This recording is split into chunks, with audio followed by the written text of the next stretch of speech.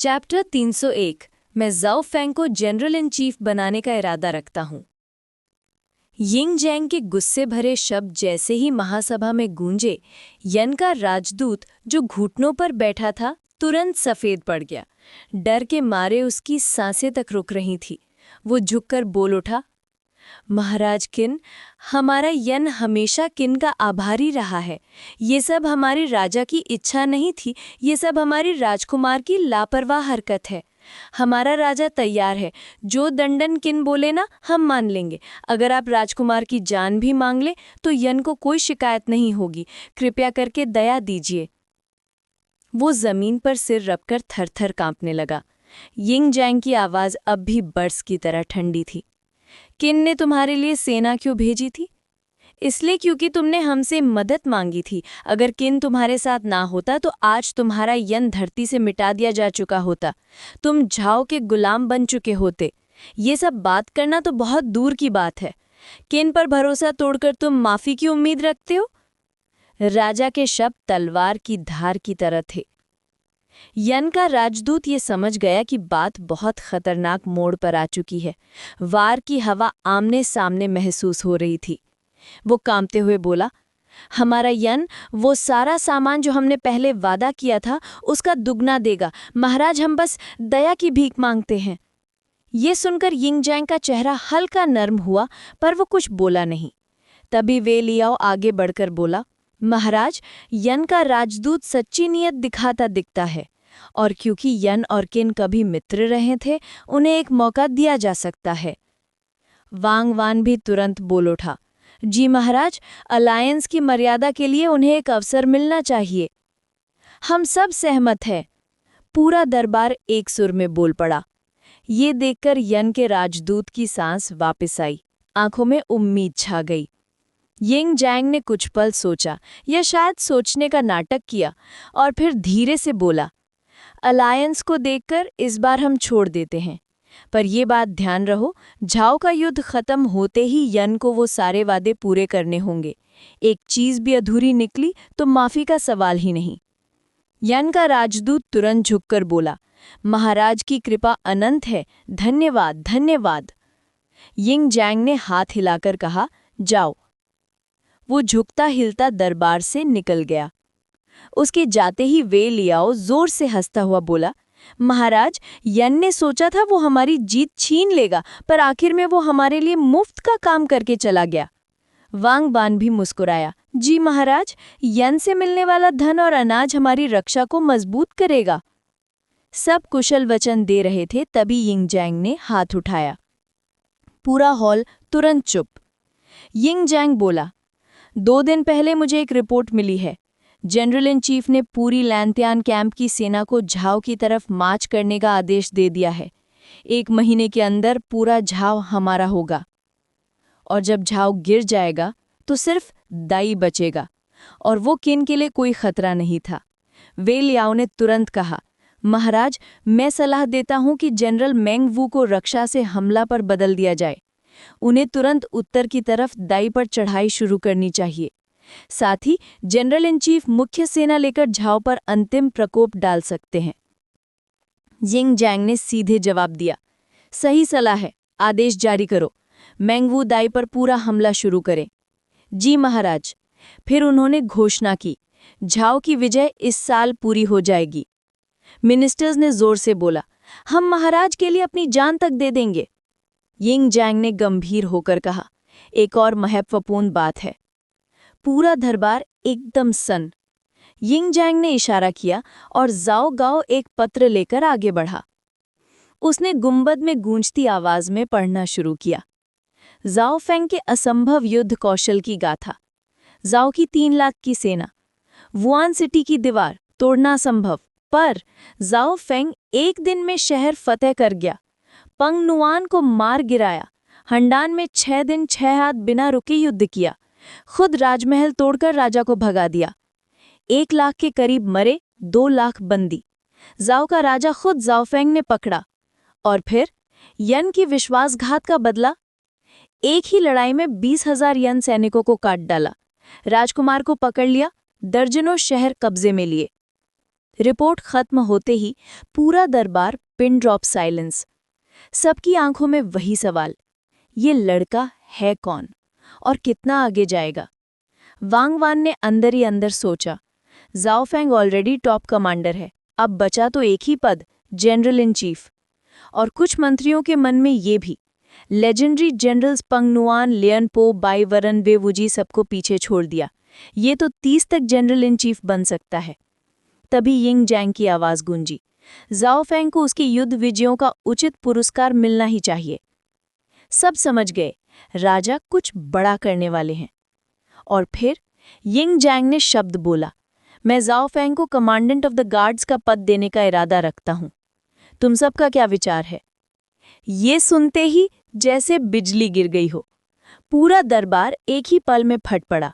महाराज, ये कैसे हो सकता है? चुनियो यूरे सीधा बीच में आया। महाराज, ये कदम बिल्कुल ठीक नहीं है। जनरल जाओ फेंग की उपलब्धियां अपनी जगह हैं, लेकिन वो अभी बहुत जवान है। उसका सीनियरिटी। I second this. हम विरोध करते हैं। चैप्टर 302। मैं जाओ फेंग को जनरल इन चीफ बनाने का इरादा रखता हूँ। जनरल जाओ फेंग की कमांड सच में लाजवाब है, पर वो अभी भी इतने भारी पद के लिए तैयार नहीं है, चुनियो युए ने कहा। जी हाँ, वांग वैन ने तुरंत हिस्सा लिया। ये पद बहुत भारी जिम्मेदारी रखता है। वांग वान के दिल में एक और चिंता भी छुपी हुई थी, फूसू और जाओ फेंग के बीच की वो हल्की सी दूरी। अगर जाओ फेंग को और भी ऊपर उठाया गया तो वो आसानी से किसी और राजकुमार के कैंप में खींच लिया जा सकता था। ये तो वांग वान कभी होने नहीं दे सकता था। ऊपर से जाओ फेंग उनके वांग परिवार का दामाद भी था। मतलब अगर जाओ फेंग मजबूत होता तो पूरा वान क्लान की पावर डबल हो जाती। ऐसी ताकत शान्यांग के आधे दरबार के बराबर होती। कोर्ट का बैलेंस बिगड़ने का खतरा था, इसलिए वांग वान किसी भी तरह चाहते थे कि जाओ फेंग का उत्तराधिकार पद देर से मिले। हम महाराज से विनम्र निवेदन करते हैं कि इस फैसले पर दोबारा विचार किया जाए।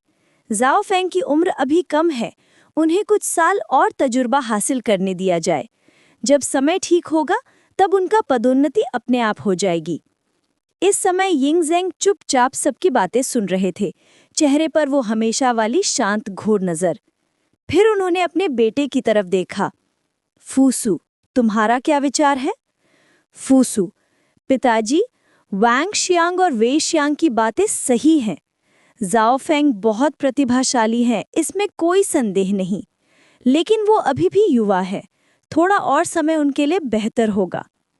ये सुनकर यिंग जैंग ने धीरे से सिर हिलाया, फिर एक लिखा हुआ फरमान उठाया और जाओ गाओ को इशारा किया। पढ़ो। जाओ गाओ तुरंत आगे बढ़ा और जोर से फरमान पढ़ने लगा। चिन के महाराज का आदेश। जाओ फेंग लानथियांग कैंप के कमांडर ने जाओ विजय अभियान में असाधारण योगदान दिया है। उन्होंने वैचेंग की रक्षा की, लियन पो को मारा, पांग नुआन का सर गिराया और जाओ के राजा को पकड़ लिया। जाओ की विजय के तुरंत बाद जाओ फेंग को कमांडेंट ऑफ द गार्ड्स पद से सम्मानित किया जाता है, साथ ही उन्हें जनरल का दर्जा प्रदान किया जाता है। उनके उत्तराधिकार का दर्जा 2 पदवी तक बढ़ाया जाता है। फरमान खत्म होते ही दरबार में खामोशी छा गई। सबको एक ही बात समझ आ गई, महाराज ने तो ये फैसला पहले ही कर लिया था। ये डिस्कशन सिर्फ एक रीति थी, चाहे कोई कितनी भी विरोध करे, ये आदेश बदलने वाला नहीं था। जाओ फेंग अब पाइन के सबसे युवा जनरल बन जाएंगे, और अगर ये यात्रा ऐसे ही चली तो एक दिन वो बाई ची जैसे लेजेंड बन सकते हैं। अपोज करने वाले मंत्रियों के चेहरे लड़खड़ा गए। माय किंग, वांग वान ने हिम्मत जुटाकर बोला, इस तरह की अचानक पदोन्नति से सैनिकों में असंतोष पैदा हो सकता है। सैनिकों में असंतोष? वेई लियाओ मुस्कुराते हुए आगे बढ़ा। वांग शियांग, क्या आपको पता नहीं, सेना में हर सिपाही जाओ फेंग को अपना आदर्श मानता है। पाइन सेना में सिर्फ एक नियम होता है, योग्य हो तो ऊपर जाओ। और बताइए, कौन है जिन्होंने जाओ फेंग जैसे काम किए हों? लियन पो को किसने मारा? पांग नुआंग को किसने धूल छटाई? 3 लाख सैनिकों से घिरे हंदान को 6 दिन में किसने लिया? दरबार में एकदम सन्नाटा। हानफी भी आगे बढ़े। वांगशियांग, अगर आप कहते हैं कि कोई असंतुष्ट है तो उनका नाम बताइए। ली सी ने भी तीखरा फेंका। या फिर क्या खुद वांगशियांग ही असंतुष्ट है? वांगवान का चेहरा लाल पड़ गया, पर जवाब जीरो। जाओ फेंग बस जुंगे हैं। वो फिर वही बात लेकर आ गए। उम्र की वजह से योग्य आदमी को रोकना, ये तो देश से दगा होगा। वेलियाओ ने ठीक ठीक जवाब दिया। उसी समय यिंग ज़ेंग ने हाथ उठाया। पूरा दरबार चुप। उम्रा कोई कमी नहीं होती, महाराज ने धीमे पर भारी स्वर में कहा। मैंने खुद जाओ फेंग को देखा है। उनका मन स्थिर है, व्यक्तित्व परिपक्व है, और वो इस पद की जिम्मेदारी उठा सकते हैं। मैं उन पर पूरा भरोसा करता हूँ। और बस फैसला पत्थर की लकीर हो गया। हम आज्ञा मानते हैं, वेलियाओ ने झुककर कहा। वांगवान ने गहरी सांस ली। ये लड़का रुकने का नाम नहीं ले रहा है। न उम्र न पदवी, कोई रोक नहीं सकता इसे। ऐसा लगता है जैसे एक और बाई चीज दुनिया में आ गया हो। उनके दिल में एक अजीब सी चिंता भर बनाने लगी। उधर फूसू पूछ बैठा। 2 चांसलर्स, क्या आपको लगता है पिताजी मुझसे निराश है? वांगवान और वेजवांग दोनों सन्नी रह गए। राजकुमार, आप ऐसा क्यों सोचते हैं? वांगवान ने तुरंत पूछा।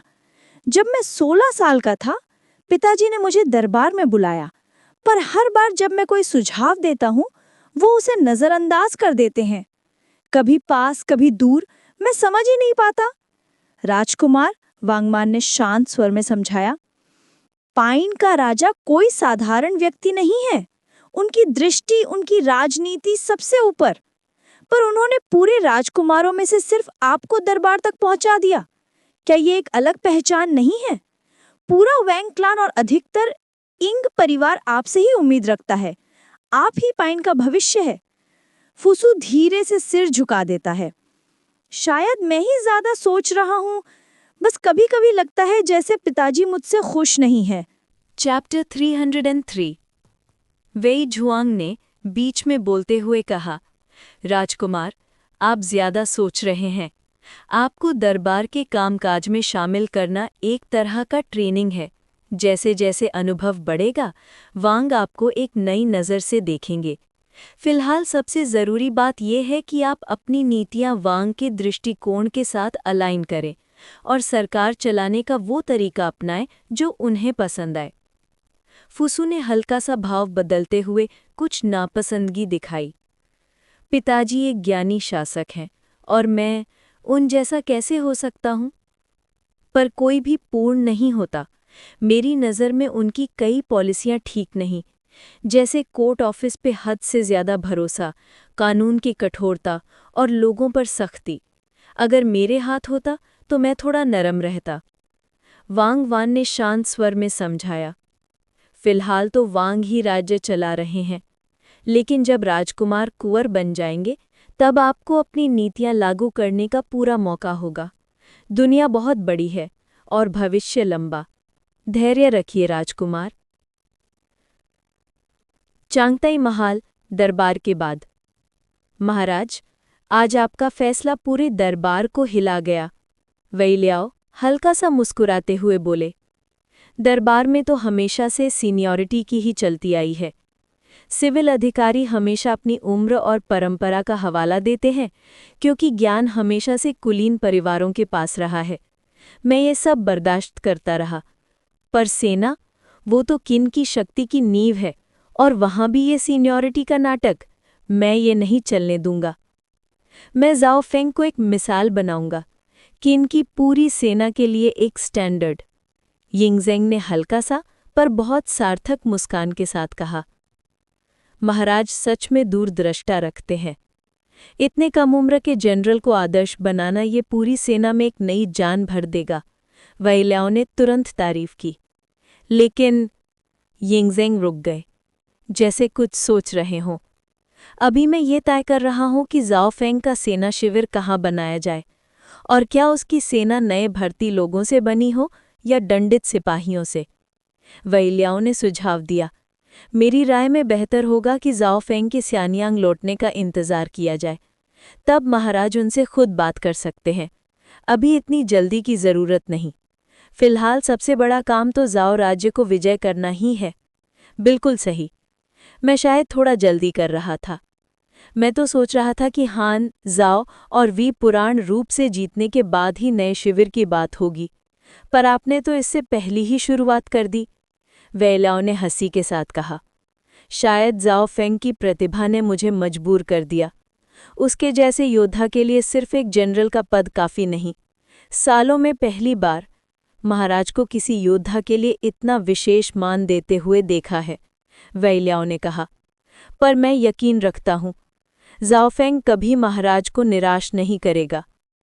थोड़ी देर चुप रहने के बाद यिंगज़ेंग ने विषय बदला। आज दरबार में वांग वान और बाकी सबको देखकर तुम्हारा क्या विचार है? वो सब अपने हितों के लिए काम करते हैं और अपने स्वार्थ में अंधे हो चुके हैं।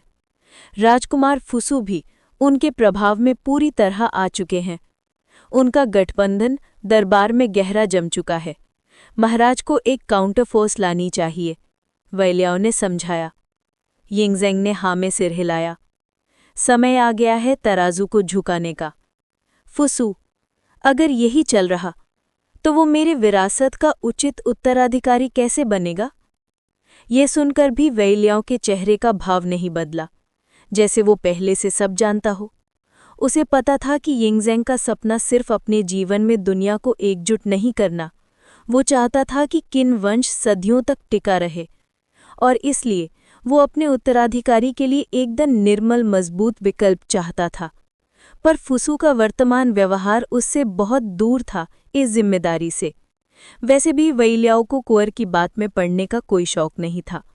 दुनिया एकजुट होते ही वो शायद किन से भी चले जाएं। उसके लिए धन संपत्ति पद भी सब बेकार था। वो तो बस दुनिया को एक स्वर्णिम युग देने आया था।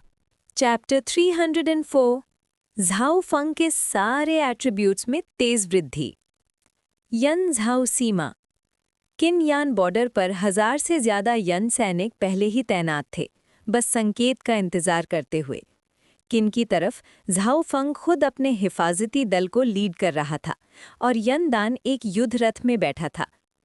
झाओ फंग ने बेपरवाह अंदाज में पलटकर कहा, नीचे उतरो और खुद चलते हुए वापस जाओ। यन दान की भाव भंगिमा गहरी हो गई। तुम मुझे ऐसे ही छोड़ रहे हो? उसके चेहरे पर उलझन साफ दिख रही थी। उसे समझ ही नहीं आ रहा था कि उसे शियानयांग ले जाने के बजाय सीधा वापस क्यों भेजा जा रहा है। उसने तो सोचा था कि वो यिंगज़ेंग के सामने जाकर जवाब मांगेगा, पर यह मौका मिलना मुश्किल था। झाओ फंग ने हंसी के बिना कहा, किन यान के गठबंधन और तुम्हारे देश के दिए हुए मूल्य के कारण ये स्नेह भाव से किया जा रहा है, वरना तुम्हारी वापस लौटने की कोई संभावना नहीं थी। उसकी नज़र में यन दान सिर्फ एक मूर्ख आदमी था। हालांकि इतिहास में जिंगके का कथा गुंजा हुआ गीत हवा सरसरा रही है, ये नदी का पानी ठंडा है, एक वीरता की प्रेरणा तो बना, लेकिन असल में सब कुछ यन दान की बेवकूफ़ी से शुरू हुआ था। उसने सोचा कि एक हत्या से किन का विनाश हो जाएगा, पर यह सिर्फ उसका भ्रम था। किन का उदय तो 6 पीढ़ियों की मजबूती से बना था। एक राजा जाए या आए, मिशन रुकने वाला नहीं था। यन दान का रंग उड़ चुका था। क्या मूल्य? झाओ फंग ने कच्ची नज़र से देखा, वापस जाकर अपने पिता से पूछ लेना। बस इतना कहकर वो पलट गया, जैसे यन दान के लिए उसके पास और शब्दों की कोई कीमत ही ना हो। यन दान का दिल बैठ गया। किन आते वक्त तो वो मर्यादा से मरने तक तैयार था, पर अब वापस बेइज्जत होकर जा रहा है। उसके पिता का क्रोधित चेहरा सोचकर ही उसकी रूह कांप गई। झाओ फंग ने उसकी जमीन से चिपकी घबराहट को एक नज़र में पकड़ लिया। सैनिकों, उसने हुक्म लगाया, यन के राजकुमार को सीमा तक छोड़कर आओ। जी जनरल। सिपाही आगे बढ़े, यन दान को रथ से खींचकर बाहर निकाला और यन की जमीन की तरफ ले गए। यन सीमा। यन दान की वापसी। ले चंग दूर से ही उसके हालात को देख रहा था, शर्मिंदा, टूटा हुआ और बिल्कुल थका हुआ। झाओ फंग के सिपाही ने कहकर पलटन दी, लो तुम्हारा राजकुमार, और बिना रुके मोड़ गए। ले चंग ने ठंडे स्वर में कहा, राजकुमार, राजा ने हुक्म दिया है, तुरंत जी नगरी लौटकर उनसे मिलो। यनदान चुप रहा। जीत कर आता तो सर ऊंचा होता, पर अब रैंसम देकर लाए गए बंदी का क्या गौरव।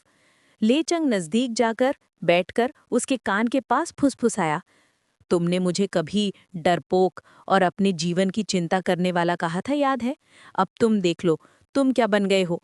एक राजकुमार जो पराये देश में बंदी बन गया और अपनी जान लेने की हिम्मत भी नहीं दिखा पाया। उसकी आवाज़ जहर से भरी हुई थी।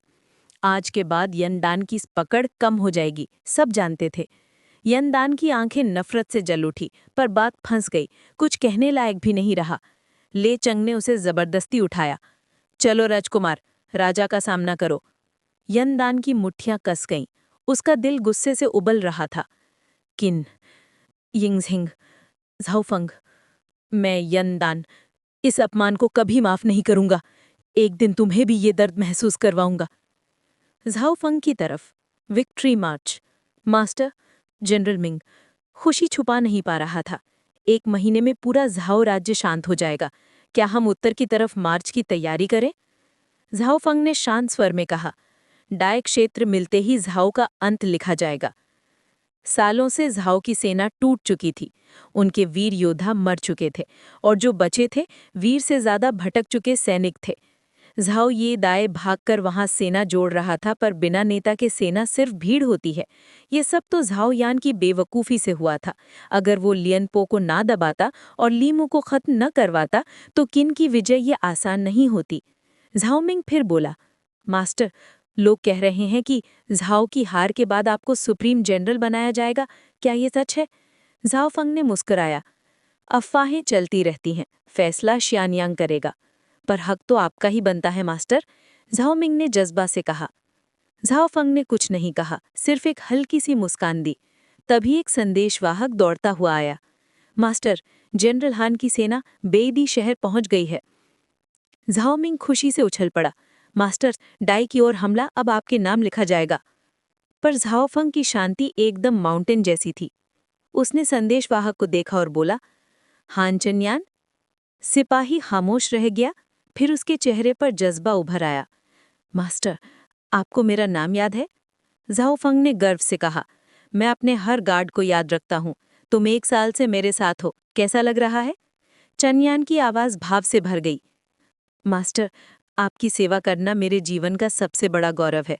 आपने हमें एक नई जिंदगी दी है। अपना खून तक दे दूंगा अगर जरूरत पड़े। झाओफंग ने हाँ में सिर हिलाया, जैसे ये भक्त। चैप्टर 305 झाओफेंग का सब गुना वृद्धि, पार्ट 2। झाओफेंग ने हन चन्यान की तरफ देखते हुए पूछा, सुना है तुम्हारी युद्ध कुशलता के बल पर तुम्हें मिलिट्री मार्किस का पद मिल सकता था, फिर तुम मेरी पर्सनल गार्ड में क्यों आए? हन चन्यान ने सीधी कमर और मजबूत आवाज में जवाब दिया, आपकी सेवा करने के लिए मास्टर, आपके लिए अपनी जान तक दे सकता हूं। झाओफेंग ने हल्का सा मुस्कुराया, अच्छा बोला तुमने। जब झाओ पूरी तरह गिर जाएगा तुम्हें घर जाकर परिवार से मिलने की अनुमति मिल जाएगी। हान चन्यान का गला भर आया, धन्यवाद मास्टर। उसने गहरा प्रणाम किया, उसकी आवाज सच्ची कृतज्ञता से कांप रही थी। जैसे ही हन चन्यान दूर गया, जांग मिंग ने धीरे से कहा, मास्टर, हन चन्यान बहुत बहादुर है, उसकी मार्शल टैलेंट भी कमाल की है। पोस्ट हेवन रेल्म के 4थे चरण तक पहुंच चुका है और मेहनत भी सबसे ज्यादा करता है। झाओफेंग ने संतुलित स्वर में कहा, अगर कभी मैं सुप्रीम जनरल बना और मेरे पास 1000 पर्सनल गार्ड्स हों तो वो उनमें एक कैप्टन जरूर होगा। जी मास्टर। ज़ैंग मिंग ने तुरंत हामी भरी। रथ उत्तर की तरफ बढ़ता जा रहा था और हवा में हिलते पर्दे के पीछे झाओफेंग के मन में एक अजीब सा ख्याल उभर आया। हन चन्यान, हन सेन का पिता। उसकी आंखों में एक तीखी चमक आई। ये सचमुच एक वरदान है। शासकों और युद्ध सेनापतियों की किस्मत क्या सिर्फ जन्म से बन जाती है? हन सेन का युद्ध कौशल, वो मेरे अधीन होगा। झाओफेंग के होठों पर एक पतली सी पर गंभीर मुस्कान उड़ गई। इतिहास में हन चन्यान का नाम बहुत कम मिलता है। किया क्या? कुछ खास नहीं, बट एक बेटा जन्मा, हन सेन, जिसका नाम युगों तक गूंजता रहा, देव सेनापति। इतिहास के अनुसार हनसेन के पिता हान राजघराने की एक शाखा से थे। किन ने हान पर हमला किया तब वो बैटलफील्ड पर मर गए। इसीलिए हनसेन बचपन में अकेला रह गया, फिर भटकता हुआ चू पहुंचा। पर अब ज़ाओफेंग ने पूरी टाइमलाइन बदल दी। हन चन्यान जिंदा था और वो ज़ाओफेंग की गार्ड में था। तो हनसेन कभी अनाथ नहीं होगा और जब समय आएगा वो ज़ाओफेंग के ध्वज तले लड़ेगा। सिस्टम, युद्ध पुरस्कार और एट्रीब्यूट कलेक्शन। ज़ाओफेंग ने कहा, किल काउंट सेटल करो और एट्रीब्यूट कलेक्ट करो। इस बार यन सेना को पीछे ढकेल दिया गया था। किन सेना बेदी शहर तक बढ़ चुकी थी। ज़ाओ का युद्ध खत्मा के करीब था। सिस्टम की आवाज़ गूंज उठी। होस्ट की सेना ने 24,563 शत्रु मार गिराए। प्राप्त 8,187 एट्रीब्यूट पॉइंट्स। ट्रू ची plus 897, strength plus 1,205, speed plus 1,231, constitution plus 898, spirit plus 989, life span plus 2,967 दिन। ज़ाओफेंग ने संतुष्टि से मुस्कुराया। बढ़िया, इस बार ज्यादा हिस्सा यन सेना से मिला। ज़ाओ की बची खुची सेना तो पीछे भाग चुकी थी। ज़ाओफेंग की नवीन स्टार्ट्स। होस्ट ज़ाओफेंग, उम्र 19, ट्रूची plus 7,972, strength plus 13,341, speed plus 12,532, constitution plus 11,023, spirit plus 10,134, life span plus 155 साल प्लस 15,340 दिन, merit plus 989, portable space plus 79 metre cube. Cultivation art, dragon elephant art, martial skills, dragon subduing palm, explosive fist आदि। Zhaofeng ने गहरा सांस लिया। बस थोड़े और पॉइंट्स और मैं सब एट्रीब्यूट्स में एक और ब्रेक थ्रू कर दूंगा। इस वक्त मैं पीक ग्रैंड मास्टर को भी मुक्के से उड़ा सकता हूं। इस मृत्यु लोक में कोई मुझे छू नहीं सकता। लाइफ स्पैन भी 42 साल बढ़ गई। 155 साल से लेकर 200 तक पहुंचने में अब देर नहीं। पूरे धरती लोक में कोई इतना जीवन नहीं जीता। अगर युद्ध में ऐसे ही एट्रीब्यूट्स मिलते रहे तो एकीकरण के बाद मेरा लाइफ स्पैन 400 साल भी हो सकता है।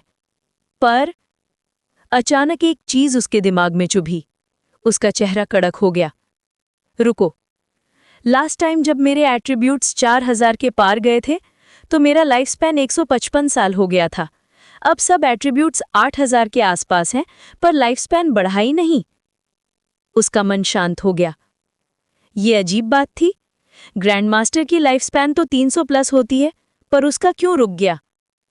क्या इस दुनिया की सीमा 155 साल ही है? या कोई कायदा, कोई हेवनली लॉ का नियम मॉर्टल को कल्टीवेशन से रोका जा रहा है क्या? सोच पे सोच चलने लग गई। पिछली जिंदगी में कितनी कहानियां पढ़ी थी। देवता, यक्ष, आत्मा, स्वर्ग, अद्भुत शक्तियां। अब जब वो कल्टीवेशन की लक्ष्मण रेखा पर खड़ा था और लाइफ स्पैन बढ़ने से इनकार कर रही थी तो सवाल स्वयं पैदा होते गए। चलो, अभी के लिए इसको छोड़ते हैं। जब किन सब राज्यों को जीत लेगा तब सब बातें स्पष्ट हो जाएंगी। ज़ाओफेंग ने अपने सोच को शांत कर दिया। पूरब भूमि की राजनीति, किन का धब्बादार राजनीतिक दौर। पूरे देश की नज़र किन ज़ाओ युद्ध पर थी। ज़ाओ अब बस गिरने को था। ची, चू, यन, वेई सब देख रहे थे, खासकर वेई। उन्हें पता था ज़ाओ गया तो हमारी बारी। वेई राज ने बार बार संदेशवाहक भेजे, हम पुरानी गलतियों के लिए खेद व्यक्त करते हैं, कृपया माफ करें। पर किन ने एक को भी नहीं मिला। सिग्नल साफ था, किन का रुख वेई के लिए शुभ नहीं। इसीलिए वेई के सेठ और राजा वर्ग ने अपना धन दूसरे राज्यों में भेजना शुरू कर दिया। राष्ट्र का बल कमजोर हो रहा था। चू ने भी अपना संदेशवाहक भेजा, पर कोई फायदा नहीं। किन के दूत आए, किन ने उनसे बात तो की, पर जवाब वेग रखा। किन ने अपनी नीति जारी रखी, दूर के राज्यों से मित्रता, पास के राज्यों पर आक्रमण। गांव वांग यान का विदाई समय। माँ, हमें छोड़ने की जरूरत नहीं, वांग यान ने प्यार से कहा। ज़ाओ का युद्ध खत्म होने ही वाला है। जब ज़ाओफेंग लौटेगा, मैं भी वापस आ जाऊंगी। गांव के बाहर जाओ परिवार के रक्षक पहरा दे रहे थे। जाओ परिवार की माता और बेटियां गांव के द्वार पर खड़ी थीं, वांगयान और उसके 2 बच्चों को विदा करते हुए। 1 साल से ज्यादा समय बीत चुका था। वो दोनों बच्चे जो कभी गोद में पड़े रोते थे, अब छोटे छोटे टॉडलर्स बन चुके थे। टहलांदी चल पाते थे और कुछ शब्दों को बोल भी लेते थे। बड़ा बेटा एक छोटे सी राजकुमार वाली रोब पहने हुए था और छोटी बेटी ने एक प्यारी सी ड्रेस। दोनों बिल्कुल सोने के जैसी जोड़ी लग रहे थे, प्यारे चमकदार जैसे घर का नूर। झाओ मेट्रन, उसकी बेटियों और वांगयान सब उन्हें देखकर खुश भी हो रही थी और उदास भी। खासकर झाओ मेट्रन, जो पहले हमेशा कमज़ोर, फीकी, बीमार सी लगती थी, अब बिल्कुल फिर से जीती जागती नजर आती थी। चेहरे पर लाली, आंखों में चमक, ये सब खून गिनसिंग के असर थे। वांगयान भी पूरी तरह से ठीक हो चुकी थी। रॉयल खून होने की वजह से वो वैसे भी मजबूत थी, पर बच्चों की पैदाइश ने उसे थका दिया था। खून गिनसिंग ने उसके शरीर को दोबारा ताकत से भर दिया। यानर, ख्याल रखना सियान्यांग लौटकर, झाओ मेट्रन ने हल्का सा मुस्कुराते हुए कहा, लेकिन उसकी आवाज़ में जुदाई की कसक साफ महसूस हो रही थी। इस बार जब फंग वापस आएगा, मैं ज़रूर तुम्हारी उससे ठीक से शादी करवाऊंगी। तुम्हें एकदम शानदार विदाई मिलेगी। जी मदर, हम चलते हैं। दाबाओ, अरबाओ, बोलो ग्रैंडमदर को गुड बाय। दोनों छोटे बच्चों ने सीधे होकर बिल्कुल तमीज़ से झुककर कहा, गुड बाय ग्रैंडमदर। उनकी आदतें बता रही थी कि वांगयान ने उन्हें बहुत अच्छे से सिखाया था। चलो जाओ अब, झाओ मेट्रन ने उन्हें गले लगाते हुए कहा। चलो, जब तुम्हारे फादर लौट आएंगे, तुम दोनों फिर से ग्रैंडमदर के पास आ सकते हो। 1 साल से ज़्यादा वक्त तक उन दोनों छोटों को पालते हुए झाओशी को लगता था जैसे फिर से अपने बचपन के झाओ फंग और उसकी बहन को देख रही हो। शायद इसीलिए कहते हैं कि ग्रैंड पेरेंट्स और ग्रैंड चिल्ड्रन का रिश्ता सबसे अनोखा होता है, क्योंकि उन्हें उनमें अपने बच्चों का बचपन नजर आता है। वो 1 साल झाओशी के जिंदगी के सबसे खुशनुमा दिन थे। वांगयान ने गहरा झुककर प्रणाम किया। मदर, सिस्टर, आज के लिए अलविदा। वो दोनों बच्चों का हाथ पकड़कर रथ की तरफ बढ़ गई। झाओशी और उनकी बेटियां आंसुओं को रोककर उन्हें जाते देख रही थी। सैकड़ों सैनिकों से घिरकर रथ धीरे धीरे सियान्यांग की तरफ चल पड़ा। सोचती हूँ फंग कब वापस आएगा। ये 2 बच्चे चले गए जैसे मेरा घर आधा हो गया हो। मदर, झाओ यंग ने हंसकर कहा, अभी तो गए हैं, चिंता ना करें। जब भैया लौटकर सिस्टर इन लॉ से शादी करेंगे, वो दोनों ऑफिशियली हमारे घर के हो जाएंगे। झाओशी ने सर हिला दिया। फिर उसने झाओ यंग की तरफ देखा। जब तुम्हारा भाई शादी कर लेगा, फिर तुम्हारी बारी आएगी। वो अब 20 का हो चुका है और तुम भी बहुत लंबे वक्त से मेरे साथ हो। अब तुम्हारी शादी का समय आ गया है, वरना लोग कहेंगे बूढ़ी कुमारी। मदर, झाओ यंग का चेहरा एकदम लाल पड़ गया। शादी की बात से वो तुरंत घबरा गई। शादी? वो तो सोचा भी नहीं था। गांव में एक भी लड़का नहीं था जो उसके लायक हो। वैसे भी जब से झाओ फंग इतना बड़ा जनरल बना था, कितने ही अमीर घराने उन्हें रिश्ता देने आए थे, पर झाओ यंग ने सबको मना कर दिया था। ठीक है, रिश्ते की शुरुआत तो कर सकते हैं। 2 दिन बाद झाओ यंग को वो किसी से मिलने के लिए भेजती। ठीक है, इसके बाद हम सबको ये कहानी यहाँ से छोड़नी पड़ेगी, क्योंकि इसके बाद अधिकांश कहानी पढ़ी जा चुकी है। तो अब हम चैप्टर 306 के अंत की तरफ बढ़ेंगे। दाई शहर। दाई शहर, दाई क्षेत्र की राजधानी। किन की 2 लाख सेना ने पूरे शहर को घेर लिया था। हार का वक्त आ गया था। रॉयल पैलेस के अंदर, योर मैजेस्टी, किन की सेना ने दाई शहर को पूरी तरह घेर दिया है। वो कभी भी हमला कर सकते हैं, कृपया फैसला लीजिए। एक घबराया हुआ झाओ जनरल हाँफते हुए हॉल में दौड़कर आया। तख्त पर बैठे झाओई का चेहरा काला पड़ चुका था। महीनों से वो भाग रहा था। झाओ की धरती पर किन ने कदम रखने के बाद हर दिन नए शहर गिरते जा रहे थे।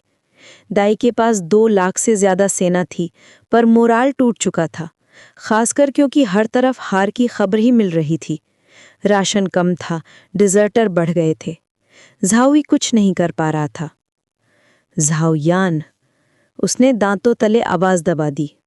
तू ना लियनपो को मजबूर करता, तू ना लीमू को मरवाता, तो झाओ कभी इस हालत में नहीं होता। तू ना बेटा के लायक था, ना राजा के। झाओई के दिल में बस नफरत ही नफरत थी। अगर लियनपो और लीमू होते तो झाओ आज तक टिकता। जनरल रूम के अंदर सब चुप खड़े थे। योर मैजेस्टी, जनरल ने फिर पुकारा। तब झाओई धीरे से खड़ा हुआ। उसने अपनी तलवार निकाली। उसकी छाप हॉल में गूंज उठी। झाओ यान ने हमारे झाओ को बर्बाद किया, पर मैं, क्राउन प्रिंस झाओ ई, जिंदा या मरता, झाओ के साथ ही रहूंगा। आज मैं भागूंगा नहीं।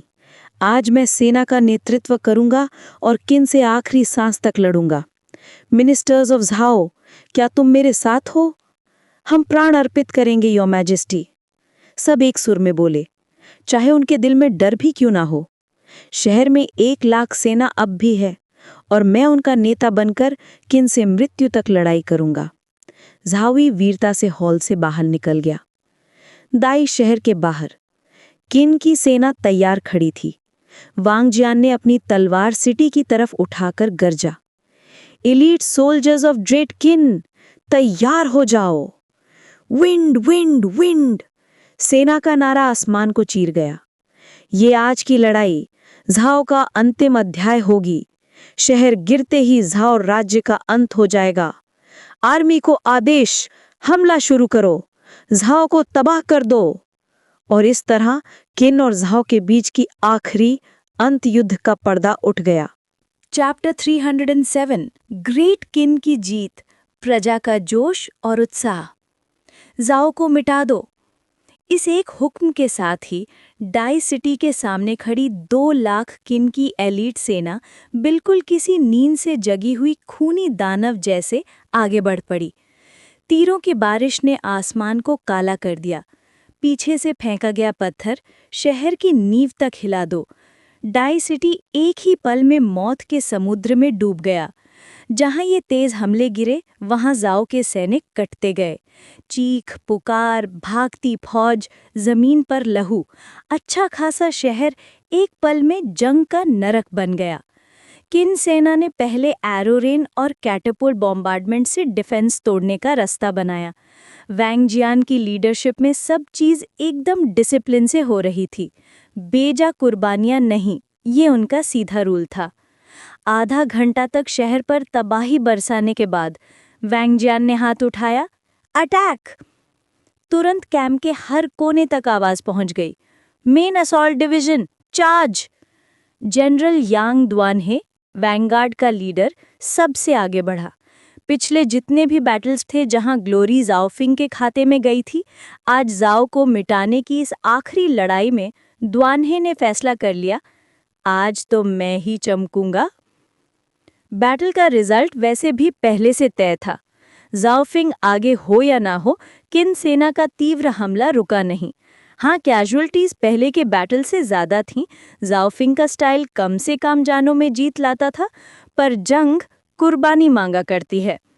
द्वानहे के तोड़ेंगे वाले हमले के बाद झाओफिंग ने आखिरी हुक्म दिया, एडवांस, और उसकी सेना बिजली की तरह डिफेंस तोड़कर डाई सिटी में घुस गई। समय बीतता रहा। शाल के सूरज ढलते ढलते किन सेना ने डाई सिटी में हर मोड़ पर कब्जा कर लिया और रॉयल पैलेस को पूरी तरह घेर लिया। हमले गार्मेंट्स के जाकर के शाम होते होते डाई सिटी पर किन के झंडे गड़ गए। झाओफिंग ने आखिरी घेराव पैलेस पर लगाया। झाओ का आखिरी राजा। पैलेस के अंदर किंग झाओ ई अपनी बची कुची फौज के सामने खड़ा था। ग्रेट झाओ के सैनिकों, मैं तुम सब से हार चुका हूं। ये मेरी ही गलती थी, पर आज मैं तुम्हारे साथ लड़कर मरूंगा, अकेले नहीं भागूंगा। तलवार उठाकर वो गरजा, चार्ज! ग्रेट झाओ की रक्षा करो, झाओ कभी नहीं मरेगा। सिर्फ कुछ 1000 सैनिक ही बचे थे, पर सब अपने राजा के साथ मरने को तैयार खड़े थे। इस बीच जाओफिंग सबसे पहले पैलेस की दहलीज तोड़कर अंदर घुसा। उसकी नजर पड़ी रॉयल वस्त्र पहने, आंखों में मौत का इरादा लिए जाओ ई पर, एक राजा जो हार के बावजूद वीरता से लड़ा। जाओफिंग की आंखों में हल्का सा एक्साइटमेंट चमका। राजा को मारने का प्राइज क्या मिलता है? एक राजा पूरे राष्ट्र की किस्मत लेकर चलता है, रिवॉर्ड बड़ा ही होगा। यह सोचकर वो आगे बढ़ गया। सब सुन लो, जाओफिंग गरजा, जो हथियार नहीं डालेगा मार दिया जाएगा। जाओई ने ना हुक्म सुना ना रुकने की कोशिश की। उसने बस एक ही चीज देखी, जाओफिंग, उस आदमी को जिसके नाम से जाओ की फौज का खून सूख चुका था, अगला बायची, किन का सबसे खतरनाक युवा जनरल। जाओफिंग, जाओई ने दहाड़ कर कहा, मैं अपने लोगों के लिए मर जाऊंगा। वो तलवार उठाकर सीधा जाओफिंग की तरफ भागा। लेकिन जाओफिंग के लिए ये सब धीरे धीरे हो रहा था, जैसे कोई बच्चा तलवार हिलाने की कोशिश कर रहा हो। ओ किंग, जाओफिंग हल्की सी हंसी के साथ बोला, पहली बार किसी राजा को मार रहा हूं, तो ही शुरुआत बनेगा। ड्रैगन स्प्रिंग तलवार चमकी, एक तेज छेद, और तलवार सीधा जाओ ई के सीने में धंस गई। जाओई का खून जमीन पर टपक पड़ा, उसका चेहरा सफेद पड़ गया।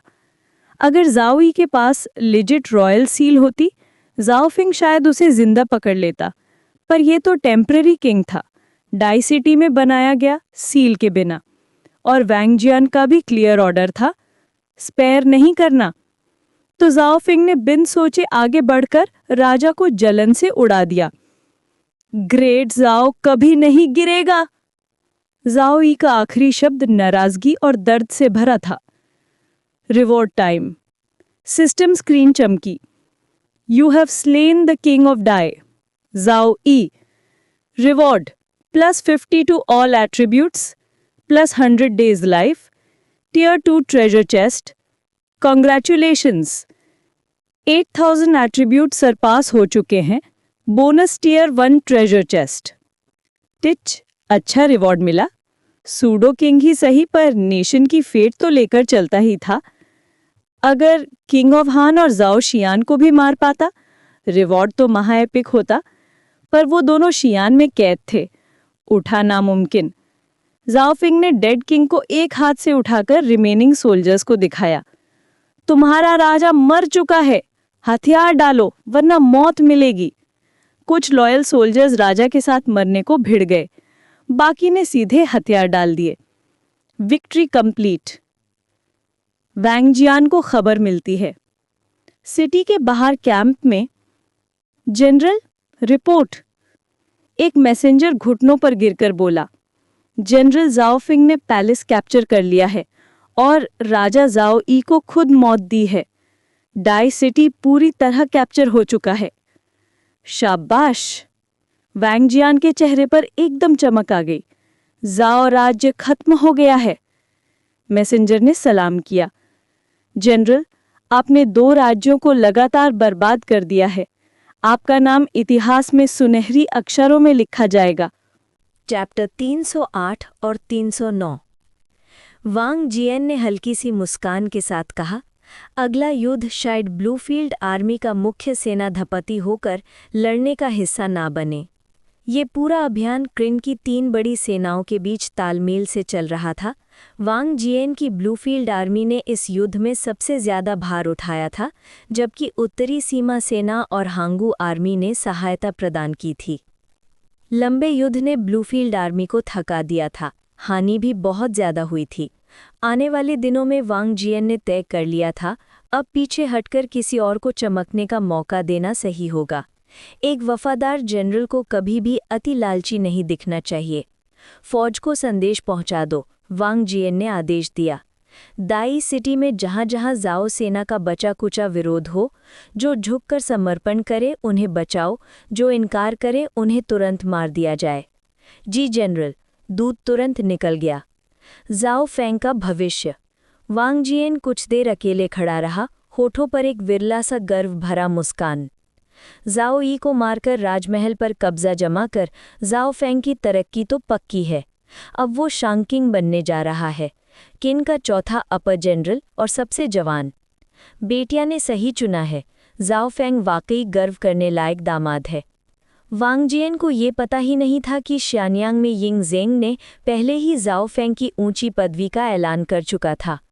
वांग जियन ने आसमान की तरफ देखते हुए सोचा, दरबार में कदम रखते ही राजनीति का खेल शुरू हो जाता है। ये जंग का मैदान नहीं। अगर जाओ फेंग ने अपने चाल ढाल ना बदले, उसे मुश्किलें फेस करनी पड़ेगी। ब्लूफील्ड आर्मी आगे बढ़ रही थी, किन की विजय यात्रा जारी थी। डाई सिटी के गिरने के बाद 1 महीने के अंदर अंदर पूरा डाई क्षेत्र किन के कब्जे में आ जाएगा और जाओ राज्य का नामो निशान मिटा दिया जाएगा। ड्यालियांग सिटी, वे राज्य। महाराज, जाओ गिर चुका है। जाओ ई को कत्ल कर दिया गया। डाई सिटी किन सेना के कब्जे में आ गया, एक जनरल ने घबराहट से भरी आवाज में बताया। वह वुजी के हाथ से चाकू और बैम्बू स्लिप जमीन पर गिर गए। एक बोझिल उदासी उनके चेहरे पर उतर आई। अंत में वो टिक नहीं पाए। किन का दौर अब कोई नहीं रोक सकता। 3 जिन राज्यों में अब सिर्फ वे ही बचा है। उनकी आवाज में थकान और दुख दोनों था। महाराज, जनरल ने डरे डरे कहा, जाओ के गिरते ही किन की अगली नज़र हम पर होगी। हमें क्या करना चाहिए? क्या करना चाहिए? वह वुजी ने धीरे से दोहराया। उनके पास कोई जवाब नहीं था। जाओ, मुझे अकेला छोड़ दो। जनरल निकल गया। वह वुजी ने गहरी सांस ली, टेबल के नीचे से एक पत्ता उठाया। उस पर लिखा था, राष्ट्र पुनर्गठन योजना। पर अब इन सब का क्या अर्थ बचा था? श्यानयांग विजयी संदेश। श्यानयांग के दरवाजों से एक दूत कमांड फ्लैग लहराता हुआ बिजली की रफ्तार से घोड़ा दौड़ाता गुजरा। किन की सेना की विजय हो, डाई सिटी पर कब्जा। किंग जाओ ई को जनरल जाओ फेंग ने मार गिराया। जाओ राज्य का अंत हो गया। शहर के लोगों में खुशी की लहर दौड़ गई। जाओ गिर गया, सच में। स्वर्ग की कृपा से ग्रेट किन विजयी हुआ। हा हा हा हा, पहले हान, अब जाओ। 3 जिन में से 2 धो दिए। कभी एक दिन किन पूरे दुनिया को एकजुट करेगा।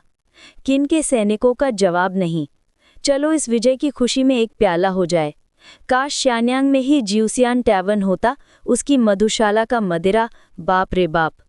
इवंगचुआन में है वो जगह, मैं गया हूँ, लोगों की भीड़ टूट पड़ती है।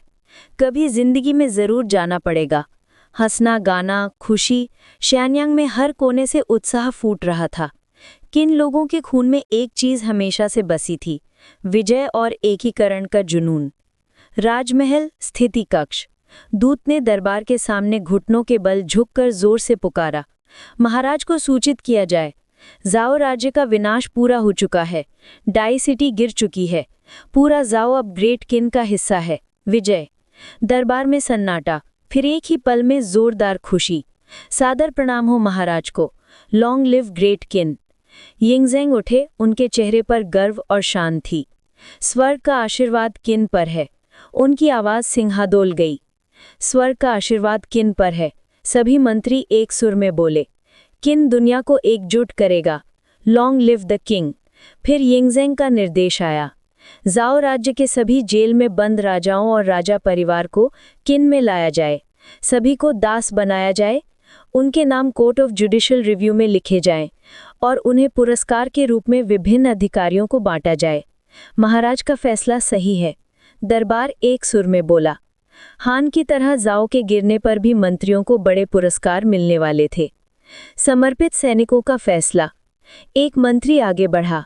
महाराज, जाओ के गिरने के बाद हमारे पास करीब 4 लाख समर्पित सैनिक हैं। इनका रोजी राशन बहुत ज्यादा है। इनके साथ क्या किया जाए? यिंगज़ेंग ने पूछा। वेलियाओ, संख्या कितनी है? वेलियाओ ने जवाब दिया, महाराज, पूरे जाओ प्रदेश में लगभग 4 लाख समर्पित सैनिक हैं। यिंगज़ेंग ने भारी सांस ली। 4 लाख, ये मजाक नहीं। तभी वांगवान ने सलाह दी, महाराज, पहले की परंपराओं को फॉलो कीजिए। इनमें से कई को उत्तर की सीमा पर मजदूर बना दीजिए और कुछ को दास बनाकर पूरे देश में विभक्त कर दीजिए। Chapter 310 continuation. मैं इस प्रस्ताव का समर्थन करता हूँ। कुई ज्वांग ने तुरंत हामी भरी। अगर हम इन तमाम सरेंडर्ड सिपाहियों को सीधा अपनी फौज में शामिल कर लेंगे तो खर्चा आसमान छूलेगा। पहले उनका चयन करना होगा, फिर जो लायक हों उन्हें रखा जाए। यिंग जेंग ने अपनी तीखी नज़र कोर्ट ऑफ जुडिशियल रिव्यू की तरफ डाली। लीसी, तुम्हारा क्या कहना है? लीसी आगे बढ़े। महाराज, किन की सेना के सिपाही कठिन परीक्षाओं से गुजरते हैं तब उन्हें पदवी और सैनिक रैंक मिलता है, पर अन्य राज्यों की सेना, उन पे कोई कठोर नज़र नहीं रखी गई। उनकी गुणवत्ता बेहतर है या नहीं कहना मुश्किल है।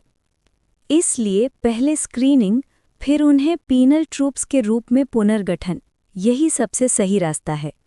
वांगवान से अक्सर टकराव होने के बावजूद जब राष्ट्र का सवाल होता, लीसी का रूप बिल्कुल अलग ही होता। शायद इसी वजह से यिंग जेंग उन पर इतना भरोसा करता था। यिंग जेंग ने गहन स्वर में कहा, मंत्रियों की बात ठीक है। इतने बड़े संख्या में सरेंडर्ड सोल्जर्स हम लापरवाही नहीं दिखा सकते। जनरल वांग जेन को मेरा आदेश भेजो। सभी सरेंडर्ड सिपाहियों की चयन प्रक्रिया करो, जो युवा और मजबूत हों और किन की भर्ती की शर्तें पूरी करें उन्हें रखा जाए। जो अनुपयोगी हों उन्हें दास बनाकर उत्तर सीमा या शू भेज दिया जाए। महाराज बुद्धिमान हैं। दरबार एक सुर में बोल उठा। हाथ उठाइए। अब जब जौ गिर चुका है तो सिर्फ सेना का पुनर्गठन ही नहीं, हमें वहां शासन के लिए योग्य अधिकारी भी चाहिए। हनभई आगे आ गए। महाराज, इंचुआन पर केन का शासन लगभग 2 साल से है, पर एक ही कमांडरी में इतनी बड़ी जनसंख्या संभालना कठिन होता जा रहा है। मैं सुझाव देता हूं कि इसे 3 कमांडरीज में बांट दिया जाए, जैसा हमने हान राज्य के साथ किया था। यिंग जेंग ने तुरंत हामी भर दी। ये बात तुम पहले भी उठा चुके हो। ठीक है, इंचुआन को 3 भागों में बांटो। विस्तार की योजना तुम स्वयं तैयार करो। हनभई झुककर बोले, आपका आदेश सर आंखों पर। इसी वक्त वांगवान आगे आए। महाराज, जाओ के शासन के लिए मैं मीली और मंगशू का सुझाव देता हूं, दोनों सक्षम हैं। लीसी ने तुरंत मौका पकड़ा। महाराज, मैं याओजिया की सिफारिश करता हूं। दोनों एक दूसरे को पीछे छोड़ने की कोशिश में थे। तभी हनभई ने सबको चौंका दिया। महाराज, उन्होंने गहरी आवाज में कहा, मैं कई राज्य कार्यों में सहायक रहा हूं, पर यह सब आपके उपकार का बदला नहीं हो सकता। मैं प्रार्थना करता हूं, जाओ के शासन की जिम्मेदारी मुझे दी जाए। दरबार सन्न रह गया। वांगवान और कुई झुआंग दोनों ने एक साथ हनभई की तरफ देखा। किसी ने सोचा भी नहीं था कि वो इस मुकाबले में कूद पड़ेंगे। यिंग जेंग भी हैरान पर प्रसन्न दिखाई दिए। हनभई, किन की राजनीति का तेजस्वी लेकिन शांत स्वभाव, ज्यादा नहीं कम भी नहीं, पर टैलेंट इतना कि अगर चाहें तो 9 मिनिस्टर्स का काम भी संभाल लें।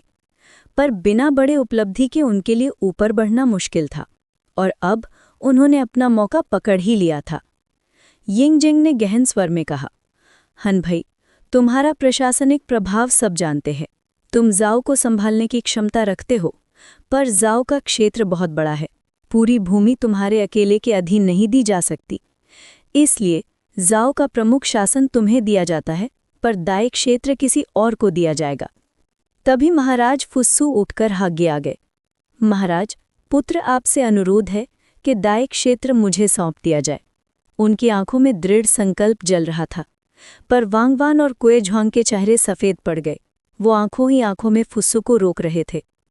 क्राउन प्रिंस का काम प्रदेश संभालना नहीं होता, उसका काम होता है दरबार में अपनी पकड़ मजबूत करना। फुस्सू ने ये समझ नहीं पाया। यिंग जेंग ने उसकी तरफ देखा। लहरें सी चल गई उनकी निगाहों में, पर कुछ बोला नहीं। उन्होंने फिर मंत्रियों की तरफ देखा। बुलाओ फेंगटिंग। फेंगजे तुरंत आगे आए। महाराज, विषय उपस्थित है। दाई क्षेत्र का शासन तुम्हें दिया जाता है। महाराज का आभार, मैं कभी धोखा नहीं दूंगा। दरबार के सभी मंत्रियों को पता था, नए विजित क्षेत्रों का शासन संभालना एक सोना खोदना जैसे होता है। काम अच्छा किया तो ऊंची पदवी निश्चित। यिंग जेंग ने फिर कहा, मीली और याओजिया को भी पद दिए जाए। मीली फेंगटिंग की सहायता करेगा, याओजिया हनभई के साथ जाओ का प्रशासन संभालेगा। बाद में जब जाओ पूरी तरह किन में समा जाएगा तब हम इसे अलग कमांडरीज में बांट देंगे। मीली और याओजिया दोनों झुककर बोले, महाराज का आदेश सर आंखों पर। यिंग जेंग अचानक मुस्कुराए। फुस्सू तुरंत सतर्क हो गया। शायद वो उसे एक मौका दे दे, पर नहीं, जनरल ज़ाओफंग को 16 वर्ष की उम्र में सेना में भर्ती किया गया था। अब लगभग 20 का हो गया है, अब तक एक बार भी घर नहीं गया।